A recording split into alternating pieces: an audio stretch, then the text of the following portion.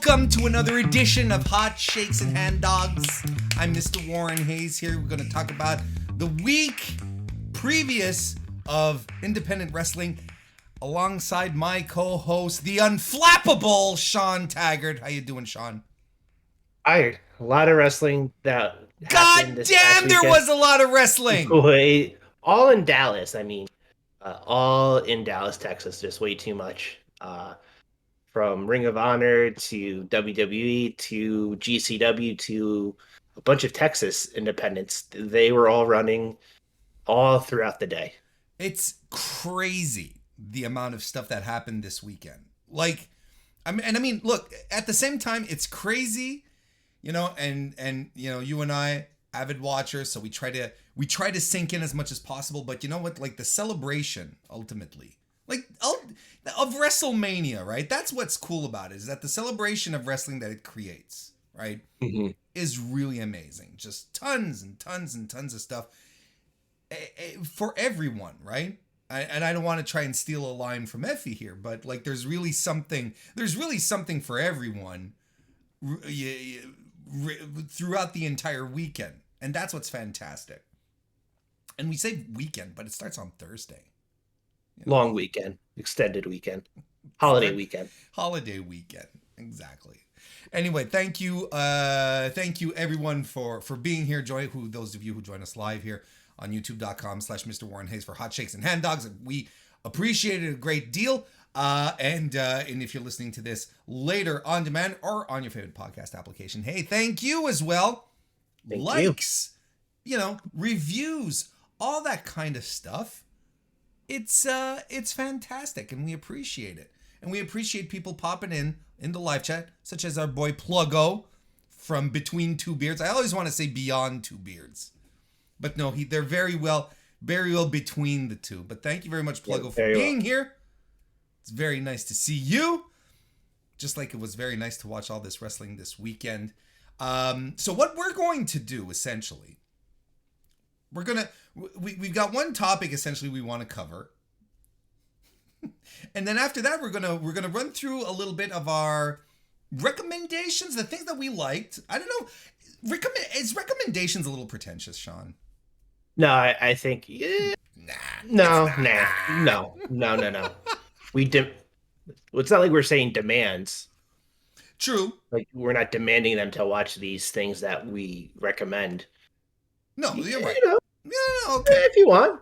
Okay. No, that's okay. But I'll be very disappointed if you don't watch what we recommend. But yes, we will be expecting, there will be a quiz next week. But yeah, so we will be going through some stuff that we like, maybe some things that we didn't care for as much. And at the very end, we're going to talk about our MVP of the weekend, right? For those who watched a lot of the independent shows, I think it's a no-brainer. I think, yeah. I think, who was your MVP of the weekend? Stay tuned to find out. No, I think you've pretty much already spoiled it for yourself. Yeah. But the one thing to start off, Sean, I think what we should talk about is Ring of Honor. And we had a bit of back and forth, like when we were putting the notes together. We had a bit of back and forth because I was like, maybe we should talk about it. But then the question that we had, and kind of like what we posited last week when we did the preview show, is Ring of Honor an indie promotion, right? I don't think they've been an indie since 2011 when they got purchased by Sinclair. But I mean, they've always sort of operated in that weird. Yes. I don't know. Granted, they had some exclusive contracts and so on and so forth with some of the talent. But Sinclair kind of really treated it like, the redheaded stepchild of their company. And it was bare bones, really. I mean, production wasn't truly great. A lot of, hiccups in terms of losing connection, almost like if you watch any independent show and they will lose internet connection within the Sinclair stuff, choppiness, stuff like that. So yeah, I could see the argument that even though it was backed by this big company, you could still see the indie the indie-rific parts of it. I mean, it made sense Because to me. I think one of the reasons why it's often been considered and lumped into, because we're not going to be talking about New Japan, the New Japan show. We're not going to talk about the Lone Star Shootout show, which was very good, but New Japan's is the last promotion you want to call an indie, right? But I think I think one of the reasons why Ring of Honor sort of feels like an indie is because of how intrinsically tied it is to WrestleMania weekend, right? You could make an argument, and feel free to disagree, Sean, because you are much more of a Ring of Honor scholar than I am.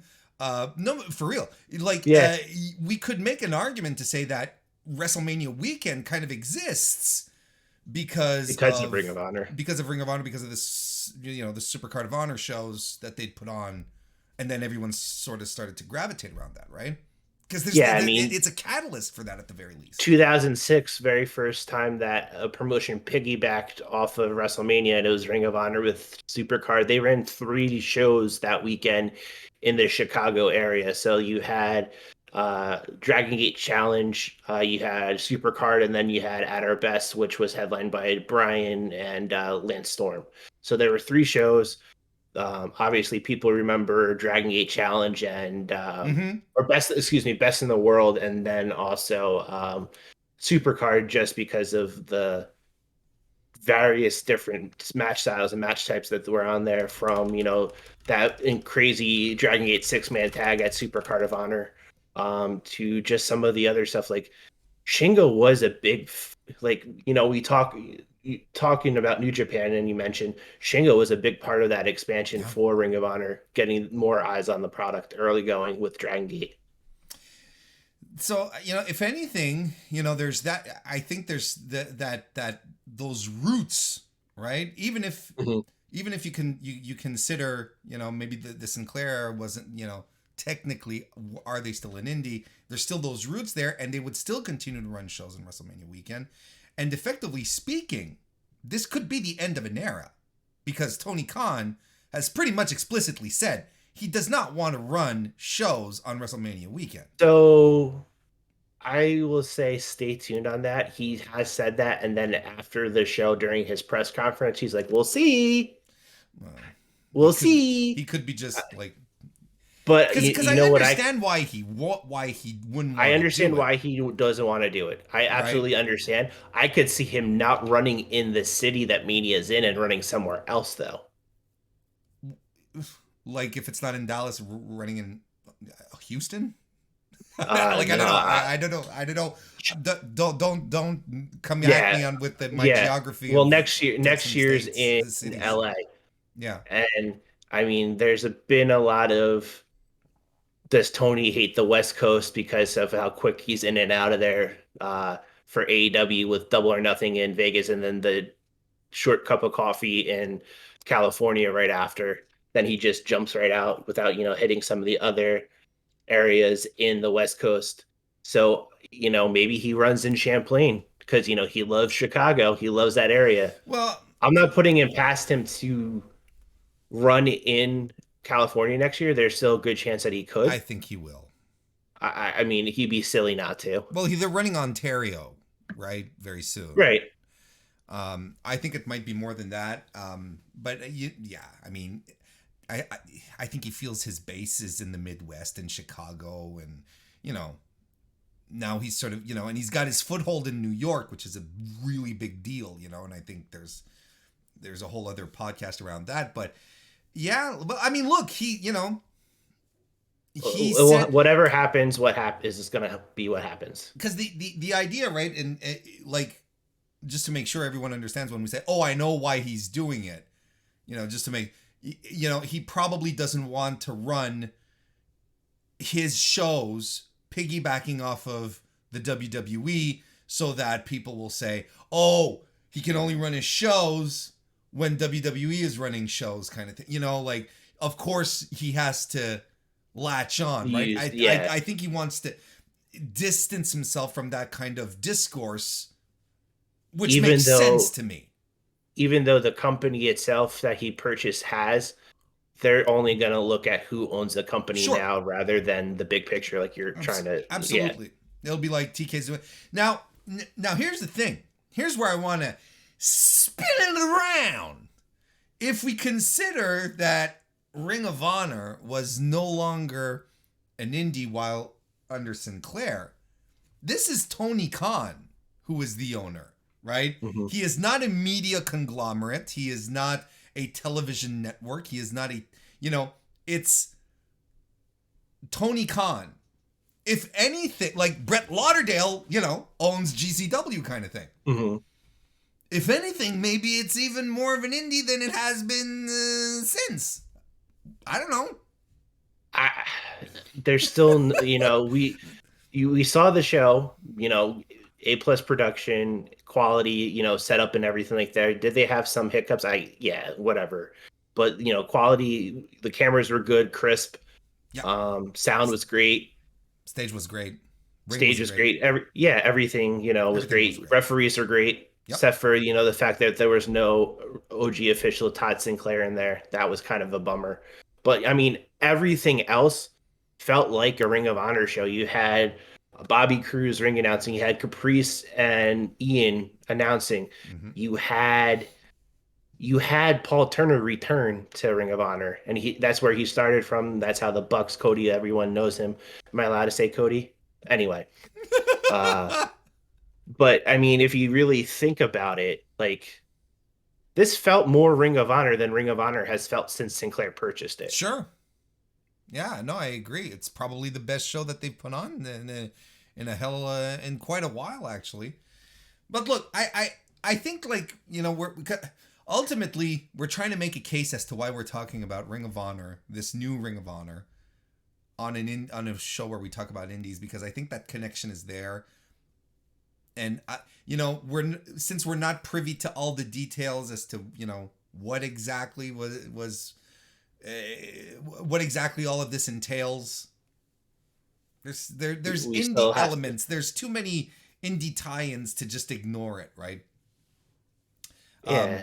Such as, like, just for instance, like we saw all the card announcement moving forward and so on and so forth, but there's a lot of former, or I don't know how to phrase it really, but like Ring of Honor alumni, good one.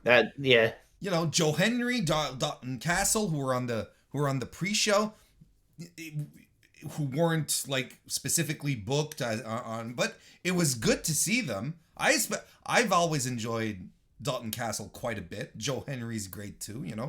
Do you think that, to a degree, this might be like a tryout? I could see it as a tryout to a certain degree. I mean, listen, Dalton isn't Dalton from when he originally won the Ring of Honor World title back in the end of 2017, early 2018. His back completely shot because of that reign. But he's made it work, and he still is a pretty serviceable professional wrestler when he puts his boots on and he wrestles out there. I mean, this was a nice end cap to their feud that started at Final Battle and the Fatal 4-Way for the TV title, where Henry cost Castle the chance to retain the TV title. So there is some history.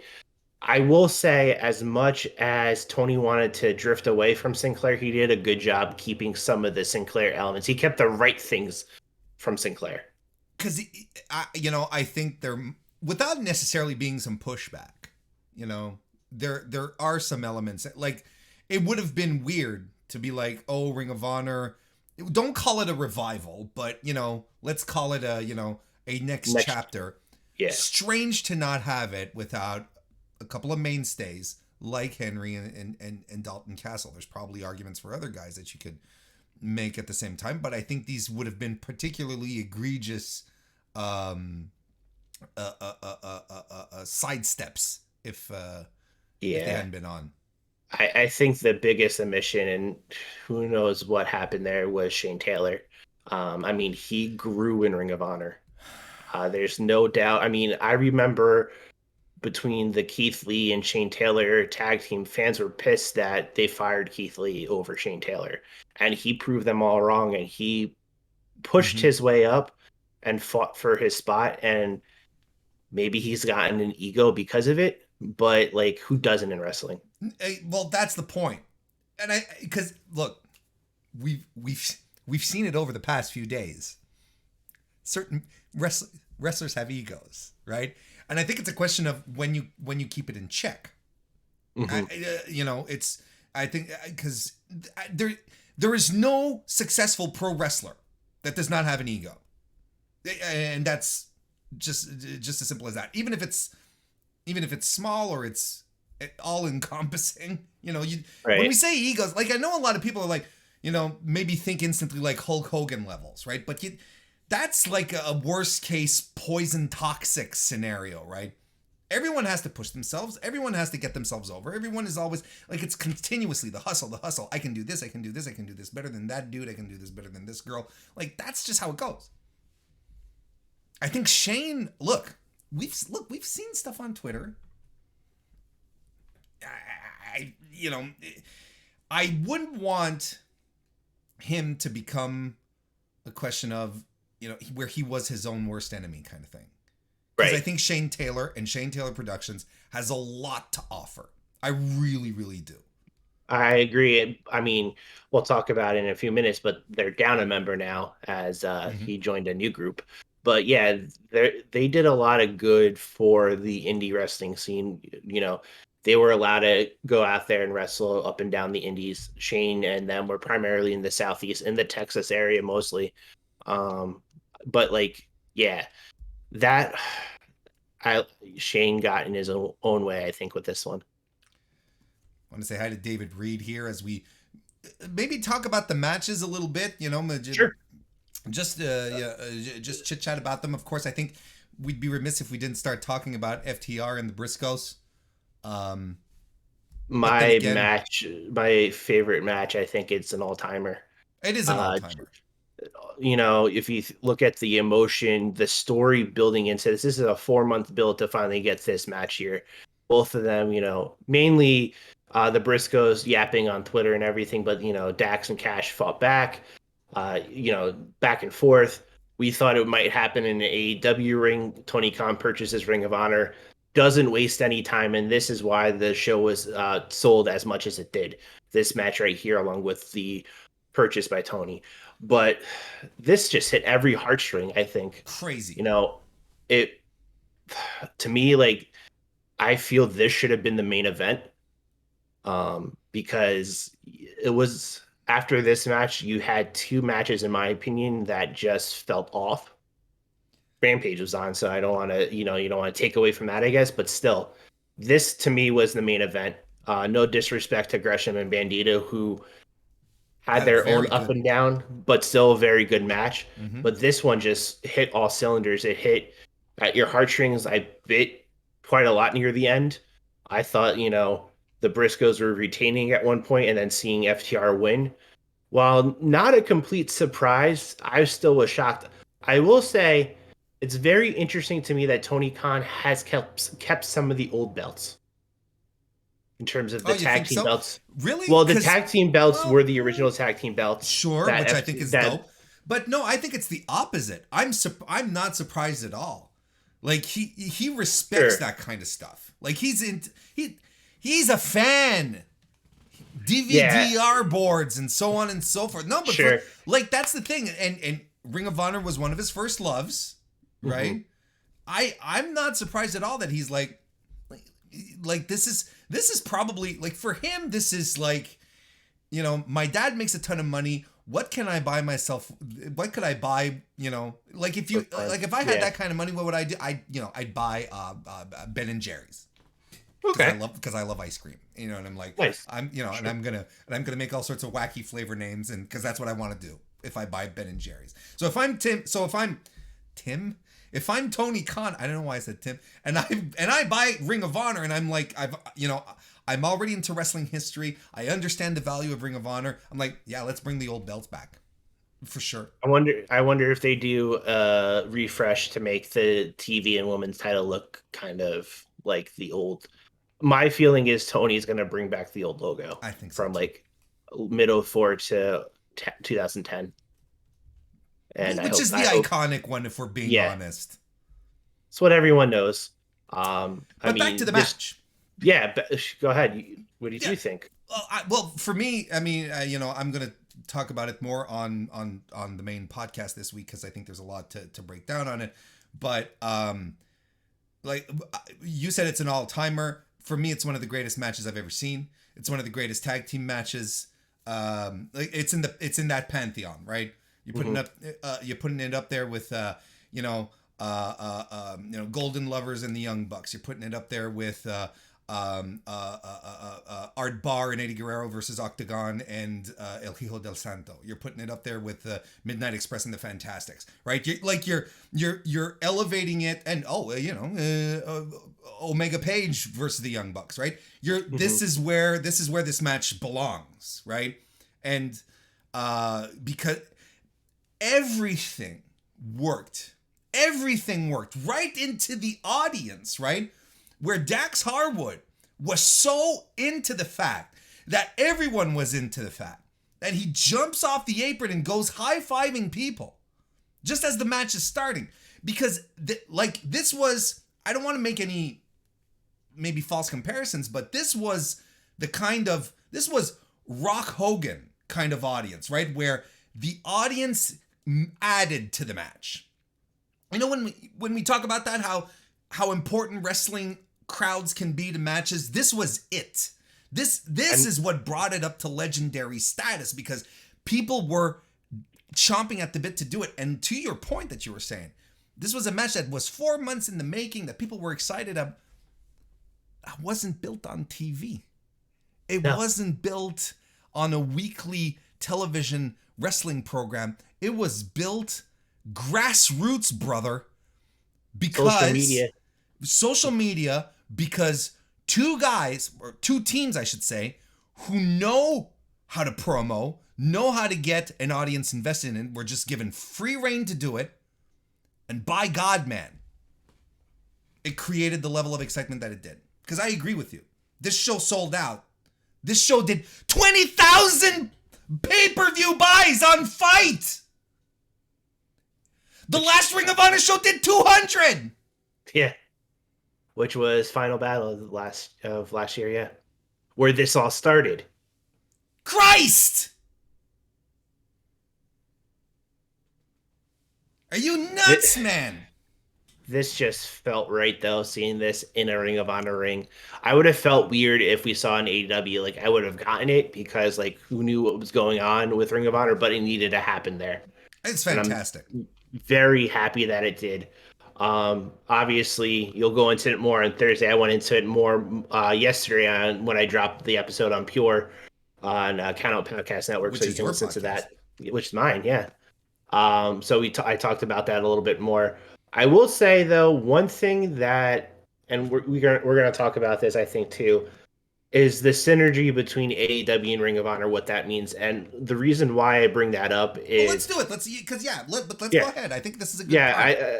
So Jay Lethal, hinting on Rampage Dynamite that he was getting frustrated and really didn't know where to go with his, thoughts, lost a few matches and is in a rut. Sure. Any means necessary to win. He comes into Ring of Honor as the franchise against Lee Moriarty, and Lee in the beginning of this match had an answer for everything Jay was doing, which got under his skin. And Lethal took any means necessary to win. A low blow later, he wins and turns heel in the process, which I thought the crowd ate up fantastic. Because you are attacking Lee, who's a future of this business. Then you have him attacking a man who's universal. Yeah. Then you have him attack his manager, Matt Sydal, who's injured, kicks the crutch out and then just starts beating him up, having him argue with Sanjay. I think there was a lot there. The crowd ate it up. Mm-hmm. Fuck you, Lethal chants. Like, when's the last time he's heard that in Ring of Honor? Yeah. People adored him in Ring of Honor. And I think, the heat that he got out of it, I'm interested in seeing how it translates now into AEW with the bigger crowds. I'm sure there's, some crossover, but not as much. So I'm interested in seeing how people react to his behavior on a Dynamite or a Rampage. I'm very curious, since we're talking about the synergy, just how much of this porousness, is that a word? Well, whatever. It should be. It should be if it's not. But how much, there's talent transfer there's going to be, right? Because one of the things we talk a lot about in AEW, and that is objectively true, despite all the arguments that I hear to the opposite, there is roster bloat in AEW. Very bad. Yeah. And too much. Oh, they're on dark. There's roster bloat. Okay. And I'm pretty sure Tony appreciates the idea of being able to showcase guys like Lee Moriarty on his work rate promotion. At least that's what we're thinking it's going to be. Right? Yeah. So, I mean, right off the bat, he opened up with Samoa Joe saying that he's both Ring of Honor and AEW. He hinted not so directly, and Gresham did the same in his press conference, that he signed and he'll appear on both shows. Like the AEW, the Ring of Honor title, will be defended on Dynamite Rampages, maybe even their version of Clash of Champions. It's Battle of the Belts. So like stuff like that, like he's mentioned the synergy between both, and you'll see back and forth. I mean, I expect to see Yuta come out this week wearing the pure title. I do too. Bring it up to William Regal and be like, can I join? What I did? Kind of yeah. So I do expect that synergy. And which is interesting because, as we were saying, Ring of Honor supposedly is purchased by Tony Khan and doesn't have anything to do with AEW, but look at all of this happening. Like there's layers to this that will be peeled back as things move forward, or maybe we'll only figure all this out in a year or two.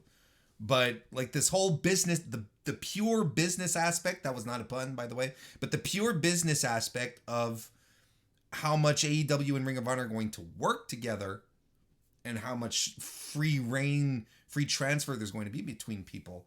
I'm really interested to see how this is going to go. Because, Tully Blanchard showed up and he announced his guy to be Brian Cage, the disillusioned, disgruntled Brian Cage, allegedly supposed to leave AEW, right? His contract was supposed to run out. Here he is. Here he is, and also he mentioned that he was renewed, and Tony didn't really want that to be out there, but whatever. Like he couldn't tell him why he was being renewed, but here he is. And I think him with Tully Blanchard makes sense because he can just go out there, do what he needs to do, and leave. Like be the monster that I think he was trying to do with Team Taz, and then they just went like a very sharp left with him. Mm-hmm. And he didn't recover. So this is a nice, not so much a repackaging, just a reminder of who exactly he is. I would dare say a revival. I would say that. A good old-fashioned reset, if you prefer. Mm-hmm. And it's good. I like Brian Cage. And I like watching him. Honestly, I think Brian Cage is one of these guys that TV does him a disservice. Because you see that guy live. I've seen him live. I've seen him live too, and it's a totally different experience. You're like you're glued to your seat looking at this guy. He hits his tope con hilo, and you pop out of your seat. Like he's really a dude who that television doesn't do him justice as to how huge he is, like physically impressive, and then the things that he does. Like, no. He's extremely good at what he does. So I'm happy for him. And then we also had Mercedes Martinez becoming the interim Women's World Champion, defeating Willow Nightingale. First and foremost, I'm very glad that Willow Nightingale is on this short list of women for Tony Khan, where he's like, I'll just come over here. Because Willow, I think we talked about it last week even. Willow is a performer who has improved tremendously over the past 18 months. And she deserves every bit of success, TV time, paychecks that she gets, because she really is fantastic. Plus, on top of it all, quality human, right? Mm-hmm. And then Mercedes Martinez, who, a legend, one of my top 10 favorite wrestlers of all time. I absolutely adore her. Glad that she's getting some shine throughout all of this. Now, and a fun match, fine little match that they had. And anyway, I don't want to get into that because then I'm sidetracking myself, because this is what I want to talk about. This interim title business, Sean. Why not just make a number one contenders match? That's exactly what I would have done, unless, or I know he doesn't want to do it, but strip Deonna if he isn't sure of when he's going to get her back. Go ahead. Sorry. But here's my thinking about it. Is this going to be the company that he really, sure, we have the forbidden door when new people come in or people from New Japan come in AEW. Is this going to be the company that he really touts? If you want to see action from people across wrestling, from like Impact, from New Japan, from AEW, from Ring of Honor, this is going to be what Ring of Honor is. Like a super show. Yeah, his hub. Sure. So, I mean, this is still all speculation, but it makes sense to me. Just to circle back to the women's interim title. Here's what I'm thinking. And I'm going to give credit to Ross Berman over on Twitter. Love you, Ross. By putting out an interim title,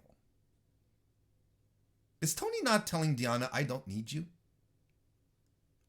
Like, is she losing some leverage when it comes to negotiations? I think she is. And the more I think about it now, too, was that a way for Tony to say he didn't need Cody, too? I mean, it turned out. Yeah, I'm not convinced that Deonna Purrazzo is joining up the new Ring of Honor roster. I really don't. I think the minute she defends the title or has this match against Mercedes, it's not going to be short. Like, they'll give it time, but she's losing. I think so too, and that's insane to me. Because if I have a women's division in the year of our Lord 2022, Sean, and a promotion that is seen across everywhere on four corners of God's green flat earth, I am getting Deonna Purrazzo in there. She's my top woman. She's the final boss. Mm-hmm. Like, it's insane to me. You know what I mean? If this is the scenario, right? Because I feel like the only reason you do an interim title is because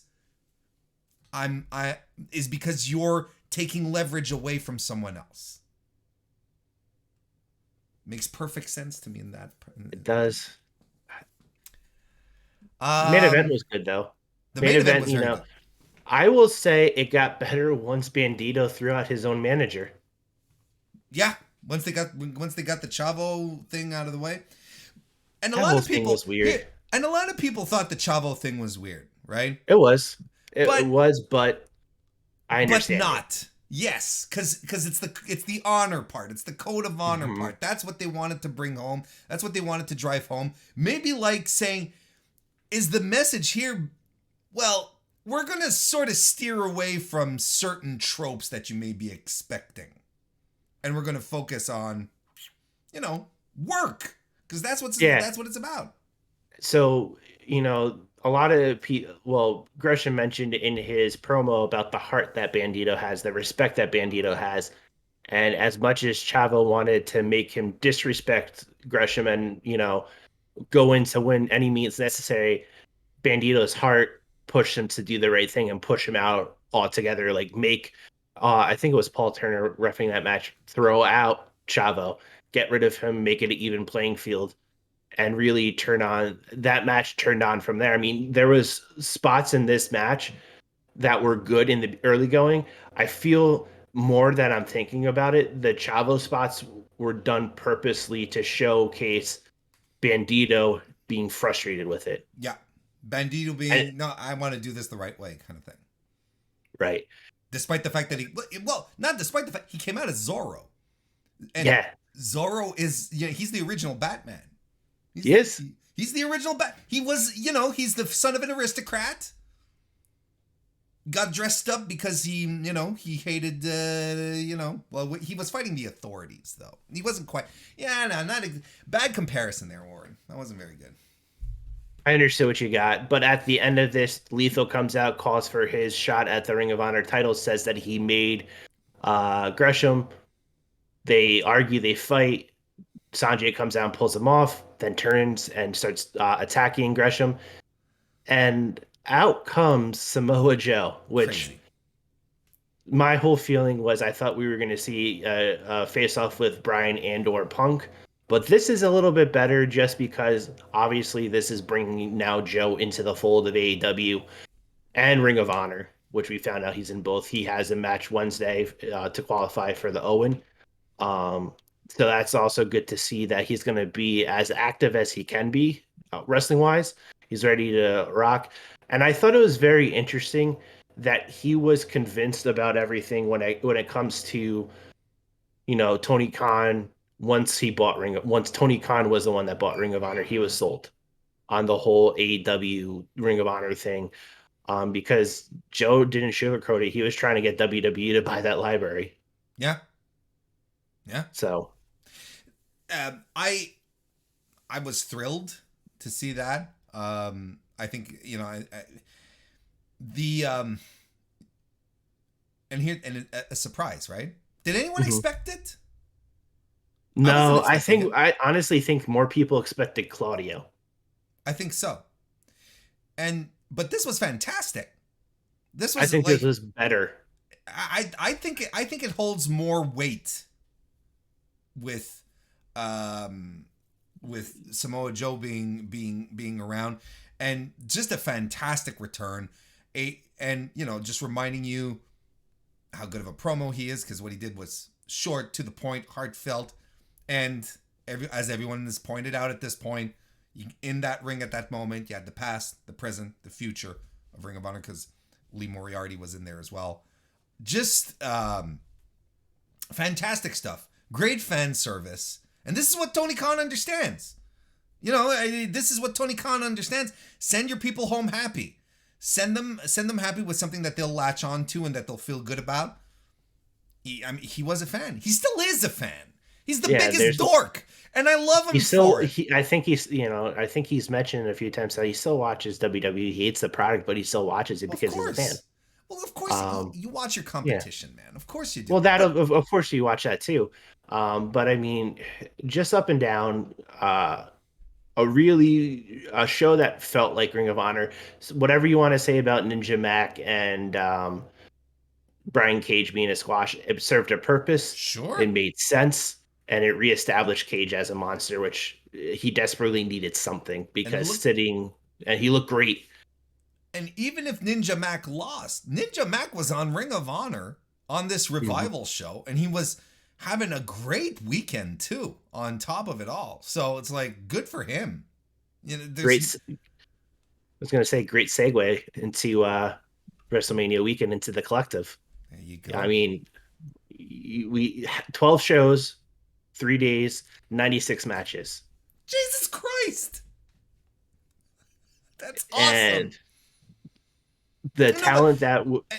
And just really quick, I think it's something we harped on, but just before we really get in, I think there was a general feeling of excitement by everyone to really have a proper WrestleMania weekend back. And when I say everyone, I mean the promoters, the wrestlers, everyone involved. I think everyone was legitimately excited for this. This felt like a true WrestleMania weekend. It did. Compared to the previous 2 years, obviously the previous year, because we didn't have one in 2020. But, wrestling throughout the day, starting at least for the collective side of things, 11 Central, running all the way to like 2, 3 o'clock in the morning, Thursday, Friday, and Saturday. It showcase a lot of people hungry to make that next step. Mm-hmm. One of them, I think, reestablishing themselves as, you forgot about me. Well, let me remind you what I've done. I'm pretty sure, once again, those who are listening know who we're talking about. Yeah. So, Warren, let's talk about some good things that happened, because there was a lot of good. I'm gonna start with Biff Busick versus John Moxley at Bloodsport. Talk about two guys just beating the holy hell out of one another, bleeding. Moxley coming into this match with an injured groin muscle, training, getting ready for this weekend. Still put out probably a high quality, Bloodsport match in Mm-hmm. general. My feeling, the best Bloodsport period. Up and down, this show flowed, had a little bit of everything, but the main thing is your final three matches hit. Jonah and Josh Barnett. People don't understand just how good Jonah is. They all remember from what he did in NXT, which wasn't enough compared to what he's done in the independents. This really showcased him as a driving force. But this Biff Busick Moxley match, my God, this Mm-hmm. was just two guys beating the hell out of each other. I agree. I really look. We both agreed that this match was on both our lists. This was so good, and what's fun about a blood sport event is that the matches are relatively short, right? Because it's the shoot Mm-hmm. style, right? It's not Mm-hmm. supposed to go 15 minutes, but this one was, I think the longest of the show. But I could be just completely tough. Someone look it up on Cage Match kind of thing. But I think like it felt a good, a decent amount of time. And these guys just like they just bled. Well, Biff bled buckets. Biff's head was just like bloop, bloop, and it was just pouring out I of him. mean, that cut reopened up in his Ah, Suzuki match and then reopened up in his Deppen match the day after. Like that sure. just when they were almost not going to medically clear him for the Suzuki match because of that cut. I I thought it was a very good match. I thought Yuya and Mike Bailey was very good. I think Yuya is really turning into a killer, and I mean that in Mm. the best way possible. We were talking about it just before getting on the show. He's starting to look like a young lion Hiroshi Tanahashi with the hair, the barrel chest. Like he's echoing that, and just a great showing there. Of course, there's that kick out, that knockout, I should say, by Ninja Mac, right? That spinning That cyclone kick. spinning, yeah, that he did and just knocked Yo-Yo straight to the mat and Boom! out. I will say this was the match that I recommended. I did an article for day one. I'll have one for days two and three on Count Out Network, where I picked matches from each show on the collective. This was one of my matches. I didn't know what to expect with Ninja Mac because we see Ninja Mac as this high flyer, this risk taker. He held his own against Yo-Yo, and that kick did not shy away from who he is, but man, did it pack a little bit more of a Right? punch. Because it had that crazy acrobatic Cirque du Soleil flavor that Ninja Mac brings to his matches. In other words, the flippy shit. But it just landed square on the back of his neck, and Yoya just sold it like he had been an anvil had been dropped on his head. It just Hmm. boom. That's He it. just went down like a ton of bricks instantly, like dropped. Brilliant. Oh, And crowd popped. I jumped out of my seat when that happened. I really like Janai Kai and Masha Slamovich as well. Tim Thatcher was in his environment in his match against Kratos at the same time. I think that was his better match between the two that he had this weekend. And Kratos winning did not go over well with the Oh Bloodsport no. audience. Everyone Uh, wanted the hometown, no, the homecoming boy to yeah, this yeah, event. I like it. I like it, and hey, oi, Johnny Bloodsport and Simon Gotch. Don't sleep on that one. That was a lot of fun. That really I was a was lot of I was fun. pleasantly surprised with how Johnny looked in this match. I mean, he had the shoot style. He was a amateur wrestler in Hmm. high school, and it's been a while since he's done any of that stuff. I mean, he's become what he is now, more of a lucha based wrestler, and he showed He's out the here, king and of he, parkour, as I'm uh, told. yes, that's what I've heard too. Cool. Uh, but like he held his own here. Like a lot of people here that I didn't know what to expect Hmm. per- performed very well. Jonah being another one. Um, I And, and mean, and with and Dickinson and Suzuki, I think, was better than their previous one. Much better than one. This was really good. I think this was Suzuki's best match all weekend. I think so too. Um, but Highly very good recommended. show. Yeah, Highly the whole show recommended. top to bottom, and it's a quick pace show. Yeah, It's that's what's fun about Bloodsport, right? They don't mhm. mess around. It goes once Barnett is done introducing everyone at the at the start of the show, it just which it just goes. I like. It's a nice touch Oh to do yeah, that. It makes don't it more legitimate. But yeah, once he's finished with that, the show just hits another gear, and it's just like because the 2 hours later, it's done. because it's like it's Uh, a 6-7 minute affair where he introduces yeah, everyone, and you're like, okay, can we get on with it at some point? And then when you do, well, you never think back. You're like, okay, we're good. It just, um, I'm glad that Bloodsport feels back. You know what I mean? Bloodsport is back because the I think last couple of ones, maybe 7 wasn't so bad, 7 wasn't so bad. but there was a middling. So when they did it during the pandemic era and it made it feel like almost like a fight club with like Yeah, Bloodsports 4 and 5, I wasn't, and even 6 felt a little off. I But yeah, didn't. 7 brought it back to the standard that I expected, and 8 knocked it out of the park. Um, Anyway, go for. I think we agree on this. Go for Moxley versus Busick. Stay for the rest. yeah, why Pretty not? much. So a couple of things too on this that's good. I'm gonna jump out of the collective, I think, for the only time here, and talk about the match that won $5,000 at the Mark Hitchcock Memorial Super Show.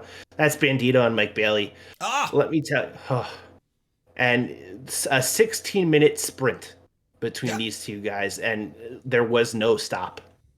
There really wasn't. Just going back and forth, hitting what they hit. And honestly, why didn't it was surprising that they didn't slow down. Like no one looked tired in this match. They were just hitting each other, going back and forth. Honestly, well deserving of that split $5,000. And as Veda said on commentary, this will help with their wedding drastically. She didn't hide from that. Fantastic match, and Yeah. I think it's definitely worth a look. Highly recommended. If people put this on their match of the year list at the end of the year, I wouldn't even be offended. I think this is high quality stuff by world class athletes. Mhm. This was extremely good. Now we're talking about the wrestlers and so on and so forth, but Veda Scott had a hell of a weekend on top of that because she did a lot of commentary across the board. And I'm gonna tell you, the more you listen to indie wrestling, and you get involved in it, you run a gamut of commentators, play-by-play people, color people. You hear it in GCW. Veda is world class. She really She is. And she makes ran this any show. presentation. You told me to go watch this match, right? Mhm. Bandito Bailey. And when I did, I sat down and was the first match, and I was like, holy shit, it's Riccaboni and Veda? This is gonna rule. And it really did. It Yeah, ruled. they did the both indie style WrestleCon shows this weekend, Ian and Veda. So you're getting a world class team. Veda was all over the collective. I'm sure she was all over WrestleCon for those two shows. Um, she was probably all over some of the Texas Indies too. She's a hot commodity on commentary, and she does a very good job on it. I miss her in the ring wrestling because she's also a class wrestler too. But I feel like She's the found her niche, man. opportunity Because she did. the thing here, if there's one thing that annoys me, that when it comes to commentary on the indies, I think we're sort of moving away from that. But the commentators who all they do is swear, right? Mhm. Just curse, and they really bring nothing to the table outside of just reacting to what's happening, right? Veda does her research. She comes in. She knows the histories because, first of all, especially when it comes to the women, right? She knows all these people. She She knows does. everything. She knows everyone. Mhm. So she does her research. She sits down. She's got, oh, this happened a couple of months ago and so on and so on. And she's connecting dots. She's telling the stories. This is a wrestler transitioning to a commentary position where she understands the bits and pieces, the bits and bobs of what it means to put on a pro wrestling match, and she conveys that. She conveys it intelligently and with passion, with poise. She is amazing at what she does. And I Can't think put her over enough. Yeah, I think honestly her little stint in AEW during the pandemic really, put that final coat of polish on there for her, because ever since she's done that, the women's tag team tournament that they had, Yep. she's been at another level and she hasn't looked back since. So, kudos to Veda for being the voice of this WrestleMania weekend, for the most part. For the most part, I'll- Jason PS3 in the chat agrees. Veda Scott is awesome. Thank you for being here, Jason. Thank you. And I'm going to jump into Janela's Spring Break Night 1. We each have a match from that one. I'm going to go with a good thing with AR Fox and Blake Christian. Just, a classic high spot, high flying match.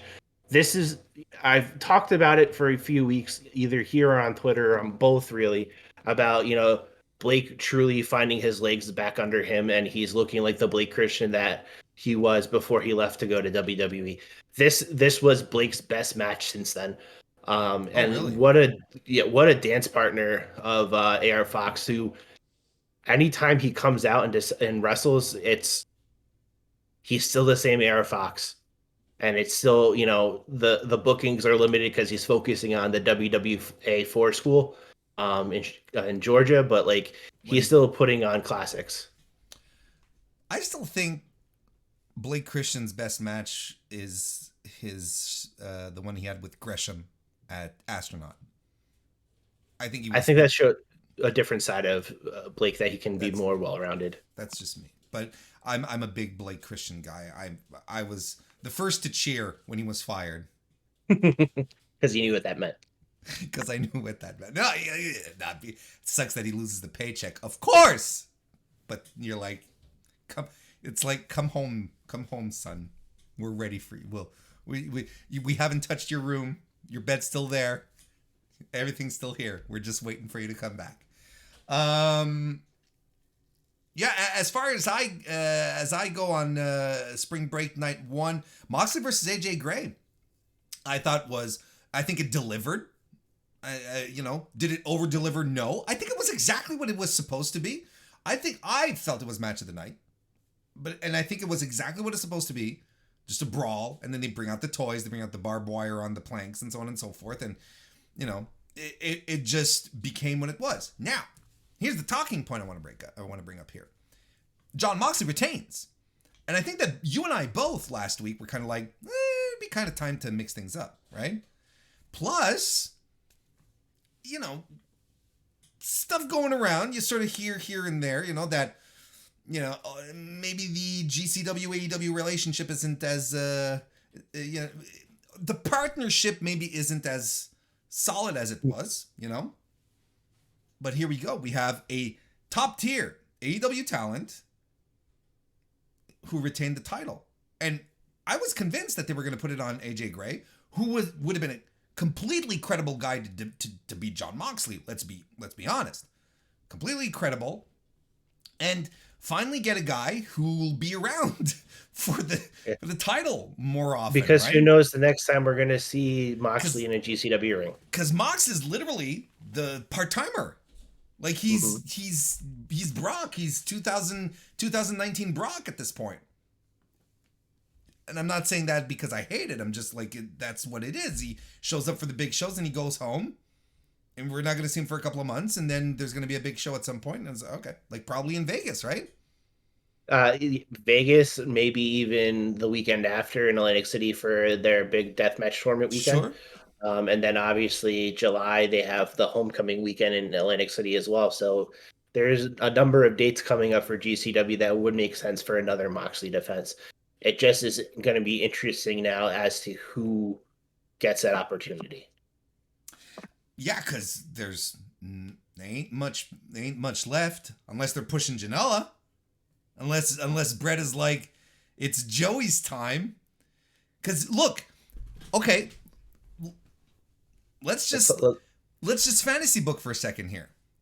Wouldn't it not make sense for Brett to go and be like, okay, Moxley, AEW guy, I'm going to have him feud with Joey Janela, who's in, send me my flowers mode, and whose contract was not renewed and maybe has a chip on his shoulder, whatever gimmick you want to give it, I could, this is the kind of thing I feel it'd be right up his alley. It would be right up his alley, and I know Moxley would be 100% on board with it. Yeah. Absolutely. Because, I feel at the end of the day, even though, Tony Khan watches over what he does, Mox does what Mox wants.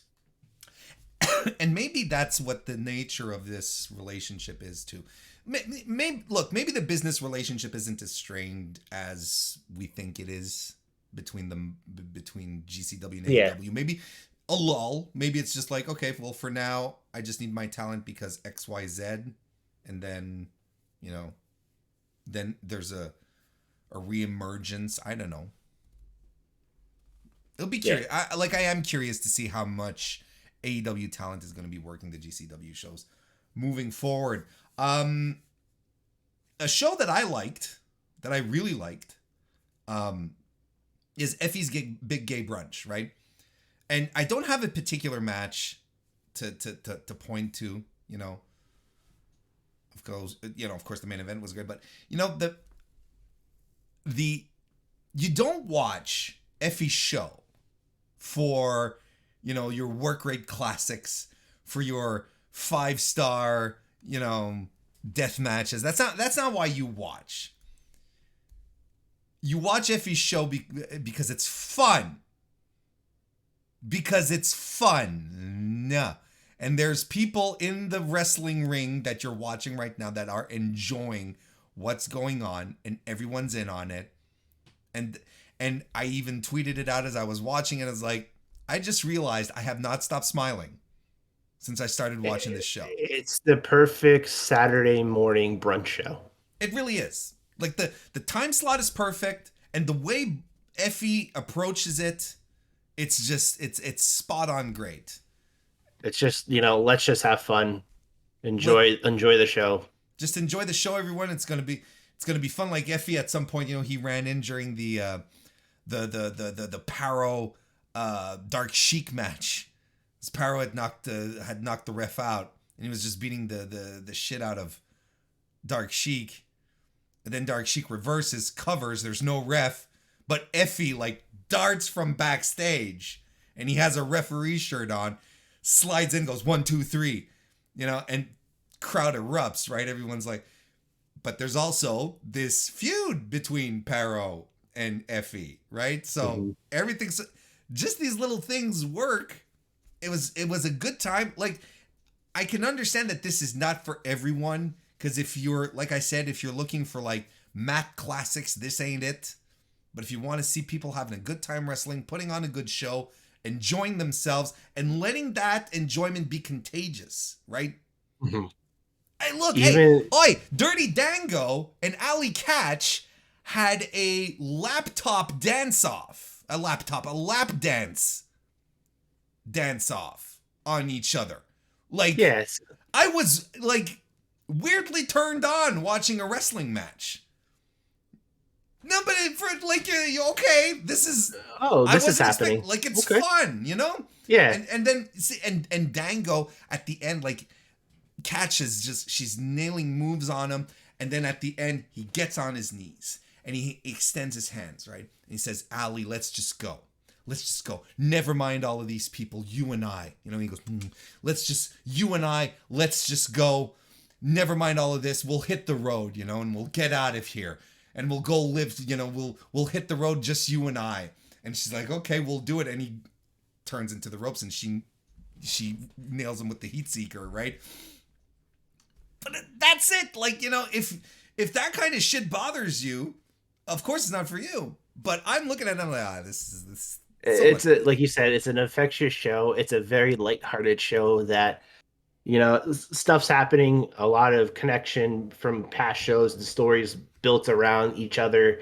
But it's, like you said, infectious, just an enjoyable show, relaxing. I like that. It's a relaxing show. After watching everything else, and you're like, tense because you're seeing everything happen. And it reminds you that you don't have to take wrestling seriously all the time. Sometimes we take it too seriously. one match that I do want to talk about. It was from the For the Culture show. It was Billy Dixon versus Hoodfoot in the death match. There was some history to this. First death match main event at For the Culture, and first death Mm-hmm. match that two African American wrestlers competed in. So there was some history there. This feud has some history as well, all the way back to Paradigm Pro. They've had a lot of history back and forth with one another. Told a great story, involved Hoodfoot's girlfriend. Just a lot of small stuff, a lot of really, if you haven't followed it, you would pick up on this quick, but this just brought a lot of energy, a lot of emotion. Um, it was a Yeah, very good match. I agree. I personally, I think it was the best match of the show. Mhm. And it was a lot. I wasn't necessarily familiar with all the history. I really enjoyed how much they just laid into each other. And Dixon's great. Dixon is really, really good at what he does. He does. I mean, his character work is fantastic. I'm going to talk about a show, not a show, a match from Spring Break Night 2. And you mentioned this match, and I was very surprised you did because of who it involved. Jordan Oliver versus Mike Bailey. Mm-hmm. Bailey was going into this match expecting to face PCO. He got injured in the Impact show, so he couldn't wrestle. He, pulled out for the rest of the weekend. Bailey, I don't know if it was Bailey carrying Oliver or Oliver finding confidence in himself to God, wrestle with somebody that is up to a higher level than he is. it's so hard, isn't it? It's so hard to say nice things about. I mean, But no, but because seriously, because it's a bit of a gag between Sean and I, I'm not. I like. Okay, I understand and hear all the nice things that people say about Jordan Oliver, how much of a hard worker he is, how much he loves the business. He goes to he's on the he works with the ring crew, he gets shit set up, like he's involved, right? People like him because he puts his back into it, and he does, right? Like to say that he's not improving would be ridiculous. But I don't get the level of promotion Jordan Oliver gets. I don't get it. I really don't. But this is legitimately my favorite Jordan Oliver match that I've seen of his, period. And sure, you have your dance partner is Mike Bailey. You're not gonna look like a dope, right? no. It's like, if I wrestle with Kenny Omega, he can carry me to a 3.5 out of 5 for sure. Mm-hmm. But if I'm wrestling Nia Jax, Good luck. I'm dead. First of all, and I catch COVID. But Jordan Oliver, though, in this match here, I thought he really carried his own. And frankly, when I saw the switch, I was like, oh, thank God it's not PCO. Because on the flip side, as I'm looking at Jordan Oliver and I'm going like, God damn, okay, this is good. Because this was my match of the night. For this show, this was my match of the night. I don't get PCO anymore. Like I think the gimmick is past because everyone was. This is what happened. I tweeted out Jordan Oliver replacing PCO is a net upgrade, and people in my replies were like, no, absolutely not. In which world? Vomit face emoji. I'm like, come on, like. I get, and here's coming from a fellow French Canadian, right? I followed Pierre Calwellet's career, like his resurgence that he had a few years ago, the Frankenstein thing and all of that. Good for him that he was able to squeeze more blood out of the stone that is his career, right? But it's past at this point. Like, how many times do I have to see him?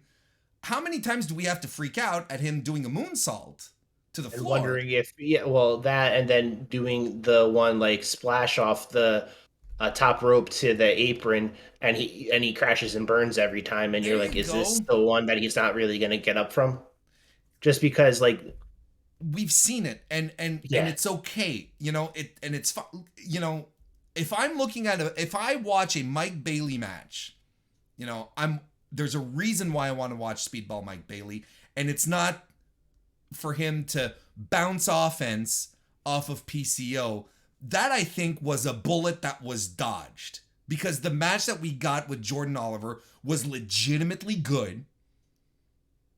And I don't think that's what we would have got with PCO. It would have been a PCO match in which Mike Bailey would try to do some flippy shit and probably land, the somersault, the moonsault knees, and they're like, oh, PCO, he's in his 50s, and it's okay, like the PCO thing, I'm exhausted over it. Yeah, like, it doesn't get really me excited. Exhausting. I'm at a point where I'm like, oh, okay, it's a PCO match. You know what I mean? Mm-hmm. I think another match from this show that we wanted to talk about was Tony Deppen versus Biff Busick. I like this match too. Tony Deppen, in all nature of it, is the gatekeeper of GCW. Mm-hmm. He is the one that, any new face, any young rising star that wants to, rise up the ranks, get noticed a little bit more. Everyone goes through Deppen. And putting Biff and Deppen together was a good pairing. I think they fed off each other really well. Honestly, I think this is the first time after a match that Deppen showed any sort of emotion in terms of him actually winning a match, instead of him being like pissed off and like storming out. He won the match and it looked like he was near tears because of I think this was a big one even to him in his career. I think it was a big one for him, one that he deserves, because like you said, he's been a stalwart for GCW. He's been very solid. I think he might be a little bitter that he's not closer to this ROH stuff either, because he was, he was right along. Yeah, maybe. His is saying. more, and but he's clarified it and said it was more towards Sinclair. But still, whoever, my point is still not bitter toward, at the situation, right? I'm not saying that but so maybe this, I think, was probably very, it was I think it was very, like you said, emotional, good for him, and just a fantastic match on top of that. I thought it was very good. I think it was, I'm sorry, I was just going to say, I think this is a reminder to even himself how good he could be. Yeah. And I was surprised, because I was sure Biff was going over here. You know what I mean? It's like, oh, it's Biff. Biff is running, running up and down. Of course, he's going to lose to Suzuki, because everyone loses to Suzuki except Chris. He's going to lose to Mox too. Oh yeah. But yeah, no, I really like this match. Had it not been for Jordan Oliver and Mike Bailey, this would have been right up there. But very uneven, Janela's spring break. But I think that's always kind of the case. I think when you have it with the clusterfuck, you are going to get some unevenness. My personal feeling, and I'll talk about this in a few minutes when we go to the bad part, I would have made this just the clusterfuck, because the clusterfuck itself was about an hour and 45 minutes. Oh, well, I mean, no disrespect, I just fell asleep. No, that's fair. After the Invisible Man stuff, which I always... Can we put over Rhett Titus? And Rhett Titus did it. And the amazing job he did with the Invisible Man. Losing to Suzuki and then coming over and putting on, a classic display of showing how good your wrestling training is if you can just put over somebody who's not there. And and as silly and dumb, as stupid as it is, it's part of the absurdity of pro wrestling. And I love the Invisible Man stuff where everyone in the audience is aware of it. They're all outstretching their hands, to touch them, and the camera pans, and it's just great stuff. I will say that this clusterfuck in particular was like a greatest hits. They had the callback to Spring Break 3 Part 2 with Shaza and Joey, because that one ended with a bunch of women's wrestlers, including Shaza, Allie Katch, and everything coming out and dragging Joey out, and the women winning the clusterfuck. This brought back memories to the what's it called? The COVID safety match between Joey and Jimmy Lloyd Yeah, that they did, the social distancing. the social Yes, distancing yes, match. yes, yes, yes. So like there's a lot of callbacks there. You know, if they did a really good job here with bringing some of that out. We finally got the turn from Joey on Nasty Leroy. He low blowed him. We'll see what happens We'll see there. what happens. Yeah. My last good thing, and I know you have one more as well. Mine is actually from early Thursday or late Thursday night, early Friday morning. Akira and Cole Radrick from Planet Death. Hmm. Planet Death is a good way for a casual who isn't really into death matches to get a taste of what GCW does for their death match stuff. And I think this right here was a good example of two guys hungry, young, wanting to really put themselves out there, showcasing themselves. And I think this was Akira's best match in GCW. And Cole is just showcasing himself as this deathmatch guy that could legitimately be a threat to that ultra-violent division in GCW. So I think this was a good showing for both. The show is under 2 hours, it's an hour and 56 minutes. They didn't do anything crazy with stipulations just to keep the show moving. So, and it was only 6 matches. So it was a really quick, digestible show. My last thing that I want to point out is Thunder Rosa versus Trishadora from the Bangers Only show, the Mission Pro show that was held.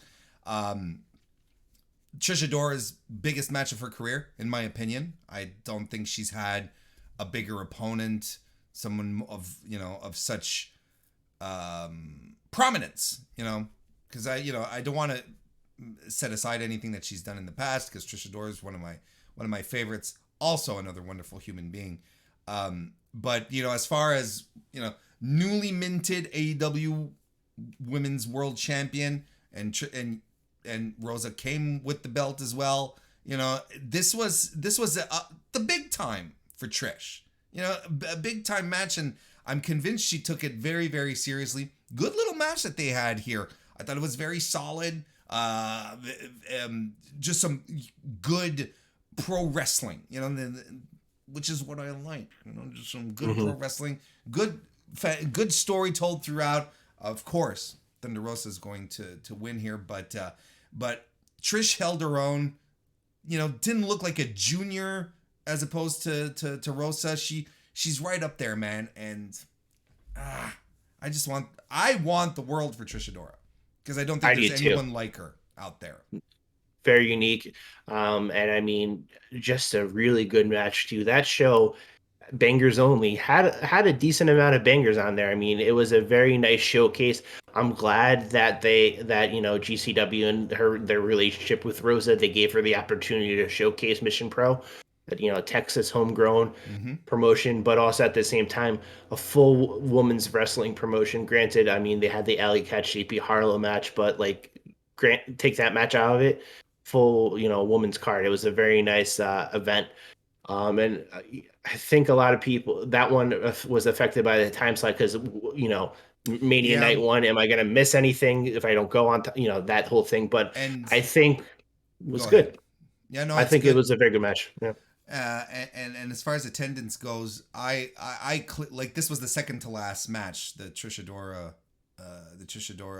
Thunder Rosa one. The main event was Lufisto versus Holidead, and you could see in the audience, people came to see Rosa and then left. But then you had to go, if people had tickets for WrestleMania, they had to go across town, so it was time to go as well, kind of thing. But which kind of stunk. But I also want to give a quick shout out to Laney Luck versus Ali Catch, from the Glory Pro show. From the Glory Pro show, indeed. Very solid match from both women.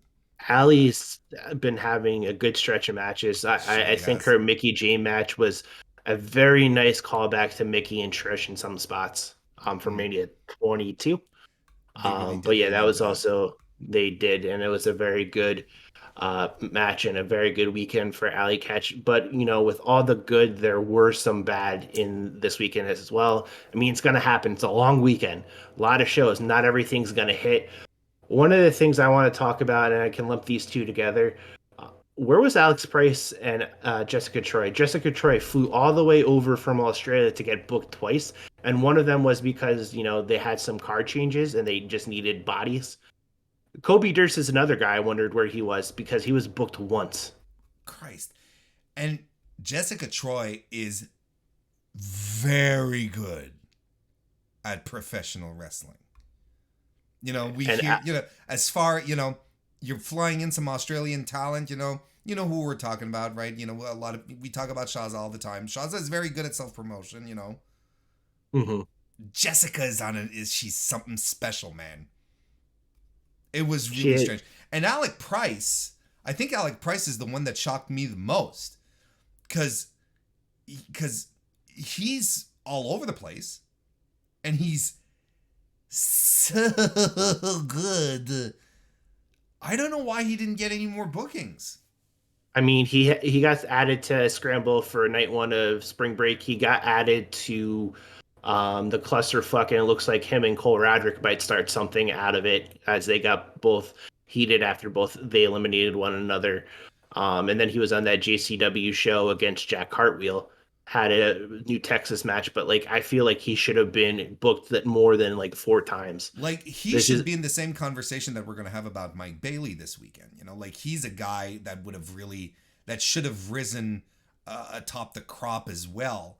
Because look, maybe it's because he's more of a Beyond guy. You and I watch a lot of Beyond. He's very active in the Northeast, and Beyond isn't represented in these shows. So I have no good answer for this outside of just being, what the fuck, Did IWTV drop the ball by not making a presence down in Dallas this year? I think they did, especially considering how much fun the territory feud they have set up is, with Action and Beyond, and how AC Mack is. Because I only saw AC Mack at the For the Culture show this weekend. He was in the tag match with Ashton Starr and Big A Brunch, but he was on commentary. Oh no, that's for right. No, That's right. Sorry, you were right. No, I sorry. It was at the at Big Gay Brunch. You're right. He was with Ashton Starr, but he was on commentary for the culture. And I'm like, because the whole thing, the whole belt thing. We've talked about this. The territories are back, baby, and it's good and it's fun and I feel like it's something that could have been leaned into more. I feel like it's politics at this point.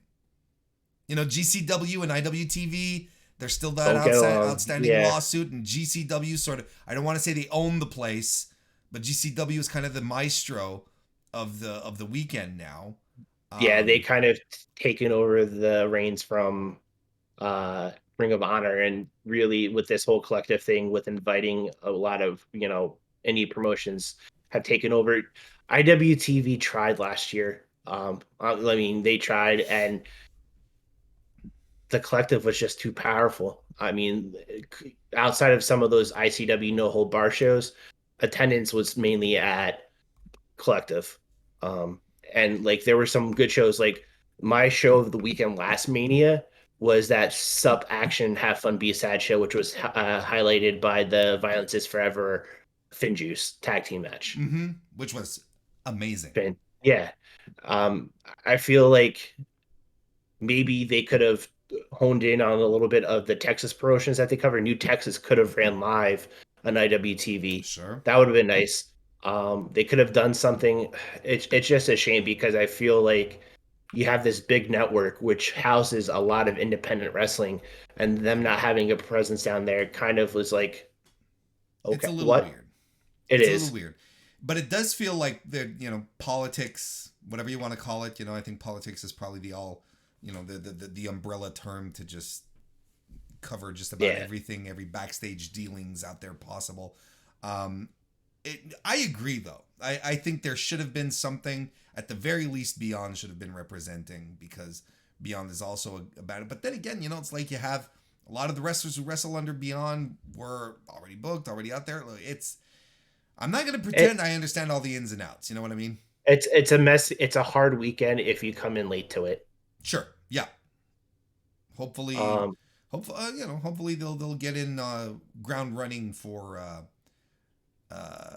for Los Angeles next year. Well, hopefully it's not too late since GCW just announced the dates for their collective, the 31st, the 30th through the 1st of April at the Ukrainian Cultural Center, where they're pretty much housed out of in Los Angeles. Yeah. Let's talk about some shows that disappointed. I think we each have some. Yeah. Warren, if you want to start. Sure. It breaks my heart, but I thought the For the Culture show severely under delivered. I thought it was kind of dull, actually. Outside of the Dixon Hoodfoot match, which I enjoyed, I thought everything sort of felt off. And and here's the thing. This is where I'll tell you the moment where I was like, there's something wrong with this show. It's when we get AJ Gray and Darius Lockhart, which should be exciting, which is a main event. It's a match that you're like, because that was one of the reasons I was excited for the show. And you pull in and you look at it and you're like, why is this not clicking? It's not working. Like, the match just did not connect. And throughout the show, it's just like stuff happening, but I thought that at some points the wrestling was even kind of sloppy. I was like, okay, like I get it's maybe not a prime time slot, but holy smokes! And like we were talking off air, they originally had a prime time slot, and there was some changes to it just due to some other events going on that night. But one thing too is I want to talk a little bit about the Hitmaker Shane Taylor promotions match. Total clash of styles, but in the worst way. Yeah. Like I feel like Ashanti the Adonis and Francis. Ashanti was fine. I had no issues with him. I thought he was good. Ashanti is very good Miles, at pro wrestling. I'll call him by his actual name since I think he's going back to that. Yeah, Tahuti, he's very good at pro wrestling. He's athletic and everything like that. He's very good. Francis has a lot of work that needs to be done. Well, here's the thing: is that Francis he's a PC guy, so he's gonna pop onto the scene here, and he's gonna have all these people who are used to working a substantially different style. There's no hard cam here, Francis. You know what I mean? Like, the arm drag class will only take you so far, right? Like, I don't think he's ready for this. But then again, how is he going to be ready if he's not wrestling, on shows and not wrestling indie wrestlers, right? Like, it's that double-edged sword. And then also another match that I felt didn't really click was MJ Jenkins and Tristadora. Another thing is, like, MJ really got retrained, so to speak, through the performance center. So she just wasn't, this has been really truly the first time she's been back in a ring, because like she really didn't get a lot of time in NXT to do anything. I thought she had a very good Mae Young Classic. I liked her. I thought so too. Just a disappointing show. Yeah. It's doubly disappointed because the last For the Culture was my favorite indie show of the year. I will say I did feel bad from Brian Keith. He was supposed to face Too Cold Scorpio. Don't know what happened, but that changed into a 4-way, which was all right too. A couple of shows I want to just bring up is the Mark Hitchcock Memorial Super Show, which had Bandito and Bailey. The rest of the card was kind of there. I don't understand why we need to see Onita wrestle. Like, I get it. He's like this legend, but still, like, at this point, he's an attraction, right? He's an attraction, but he's an attraction in the wrong way. I don't think he fits like what this, style is. The 6-man tag, the Josh Alexander team and then Michael Oku team, that was really good. And I will say by the time I got to the main event, which was Rottweilers and the Briscoes, low key just took me out of it instantly. Not just because of him being in the match, he got in not close to a physical altercation with a fan, yelling back. Are we surprised? No. But like even the Briscoes were getting pissed off about this. It just really like didn't go the way I think they expected the Briscoes. Obviously because of It's low Loki. key. Of Yeah, course, it's not going to go the yeah. way you expect. So I don't really know what they were expecting with some of the booking choices on this show. Like it was going to go certain ways that they were going to take over the show. Another show that really disappointed me too was BLP's Norm. And Mm, a lot of this has to do with the reasoning of being Saturday's final show of the whole collective weekend at 11:59 Central. I don't. By the time this show started, fans were already tired of wrestling, tired of being awake, coming back from Mania and instantly losing that high after seeing Austin and Owens brawl around. Or if you want, I guess you could call it a little match. Austin took that bump on the Sure, sure, concrete, sure, which, sure. whatever. Like they had that high, and then they instantly come into this and like, oh, we're seeing another show type thing. It was a tale of two halves too. Um, the first half flew by pretty fast, and then they got to the Workhorseman Mike Bailey, Davey Richards match.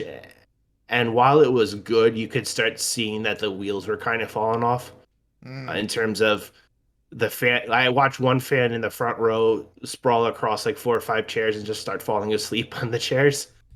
And I think that kind of affected some of the wrestlers. I could tell Violence is Forever was kind of annoyed being out there. Well, Um, they did a 20-minute match at 2 a.m. yeah, You don't that's have to another do a thing. You 20-minute don't match at have 2 a.m.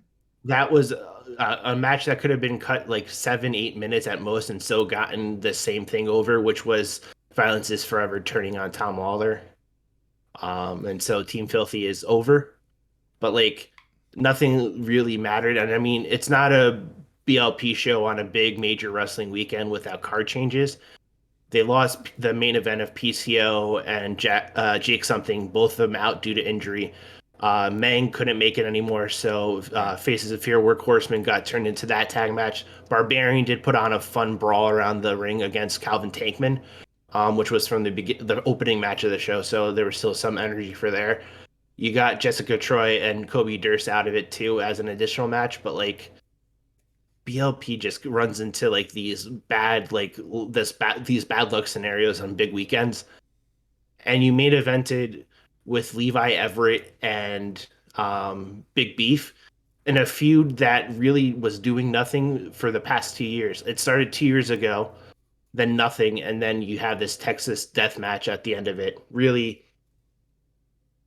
it just really slowed everything down. And these late start times, especially on nights where there's a bigger wrestling event like Mania, doesn't make sense in terms of having all these shows run at times where either everyone's tired and the focus and attendance is going to be the same, or the like cards aren't going to be as strong. Like No, you see the quality drop. I mean, look, you get a crowd that either didn't go to Mania, right? Because there are people who go to WrestleMania weekend and don't go to Mania. They just want to Right. do the indie shows, and that's all right. And like you said, they're a little burnt out. And maybe in the meantime, maybe they hit a bar to go watch Mania, something like that. Have a couple of drinks, have some food, then you go off to see another show at 12 midnight where you're like, okay, you know, getting a Yeah. little getting a little long in the tooth here, getting a little sleepy.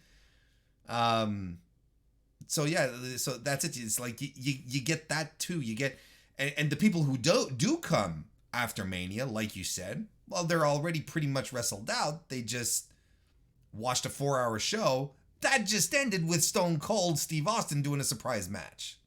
Mhm. So you're like, I can understand why everyone's energy levels are down, but I think it should have been up to BLP maybe to shorten stuff, especially when you start people, you lose Jake something in PCO. You're like, well, maybe it's for the best. You know what I mean? Mhm. And just like cut your loss and be like, all right, well, we'll cut this match entirely. I mean, and didn't they have problems with the ring? That ring was a mess all weekend. You know, Like very shaky ring. But yeah, like there's no reason to turn an 8 match show into a 12 match show. I don't think And that's pretty much what BLP did. Bad decision. Shorten the matches. Don't have 20-minute matches at 2 in the morning. Like it helps no one. It just annoys everyone, and then yeah, just everyone gets annoyed. The wrestlers, the fans, everyone. So yeah, like I said, there wasn't a lot of bad, but like, sometimes you have to Yeah. look at the big picture of things. I think this is as perfect time as any to in unison say our MVP because we have the same person. And our MVP for this WrestleMania weekend is Mike Bailey. Unquestionably. 9 matches across 3 days of nonstop wrestling all hours of the day, going into different matches. He started out, with matches. I think he had a match on the very first show Well, of the he had collective his match with Umera at at Bloodsport. Bloodsport. Then he had the Bandito match later on that evening. He had his match with Effie at Trouble in Paradise. Mhm. The next day he had the next day he had like 4 matches, something like that. Yeah, uh, versus Effie, Alex Shelley, Jay White, and Jordan Oliver. So I mean, not your typical slouches either. Then he had Cole Radrick the next day.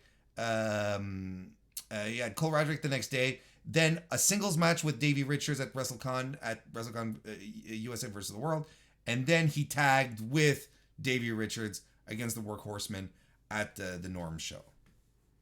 So, and consistent. That's what makes him so fantastic and an unquestionable. Outside of the fact that he had pardon the pun, a workhorse run doing all these matches, just high level, consistent all the time. Like didn't slow down. Just his output was tremendous. Like this guy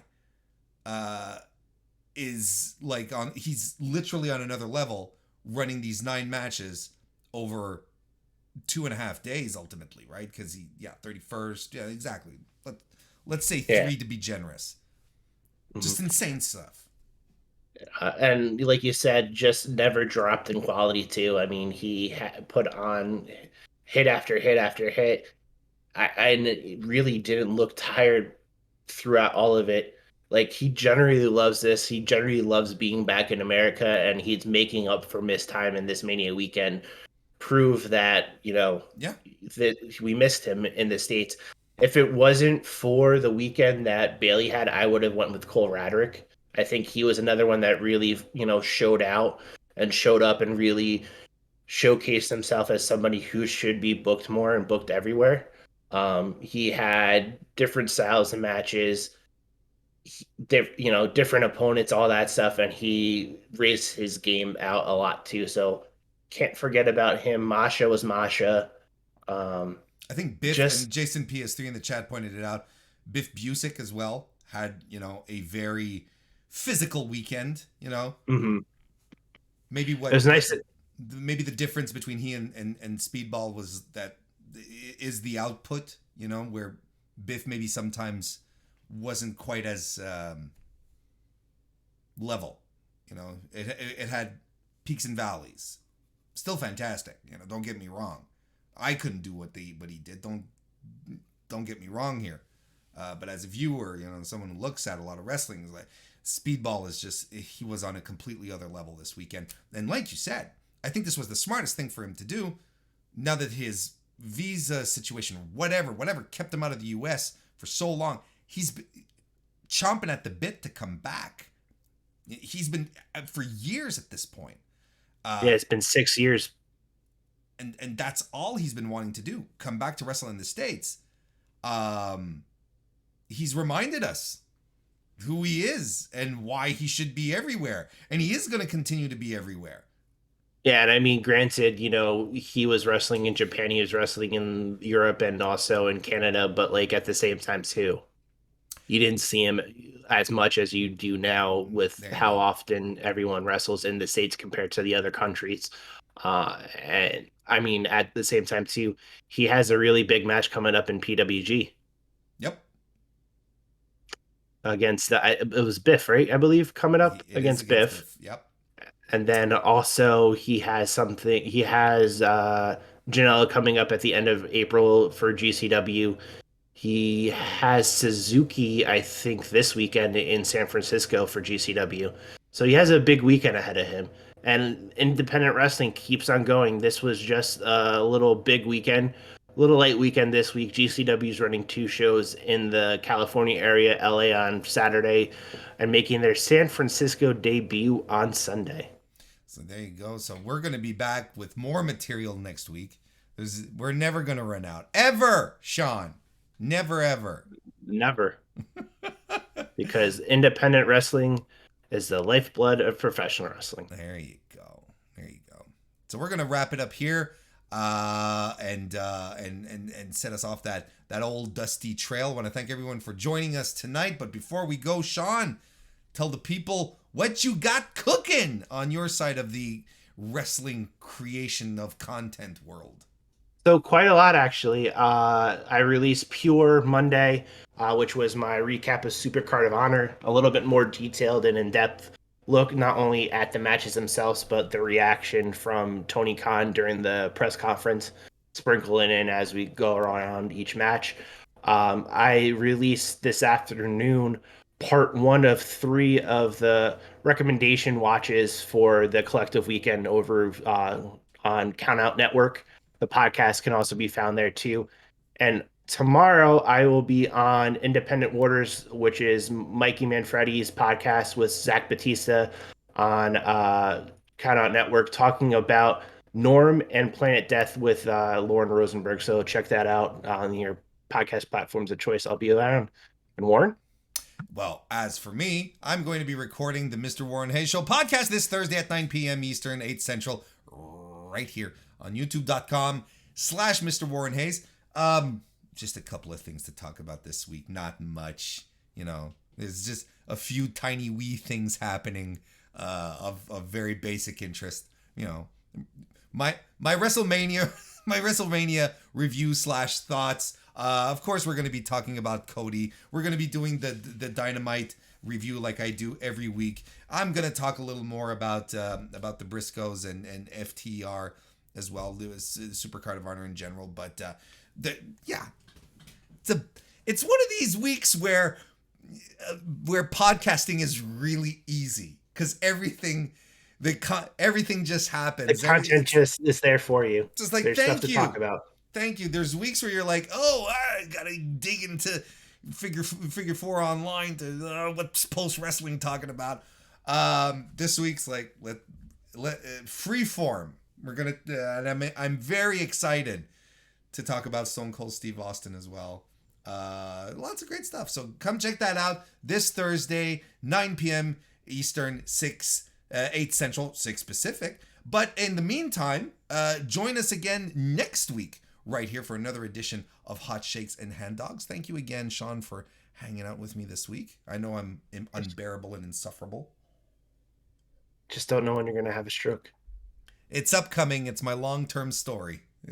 It'll happen. Trust me, you'll know. But thank you again, everyone, for joining us. It was a very good time. Hope to see you again next week. That's it. What else can you say? We'll see you next time. Later, everyone.